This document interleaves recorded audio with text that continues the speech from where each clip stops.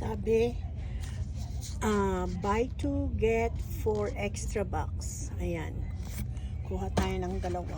So, ayan. Buy 1 get 1 50% off. Kung kukuha tayo ng dalawa, it's just like $7.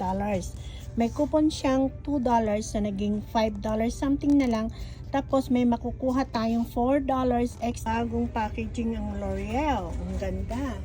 2 for 10, makakakuha ka ng $2 pag bibili ka ng dalawa. Tapos may coupon pa siyang $2. Tsaka naman is 2 for 8.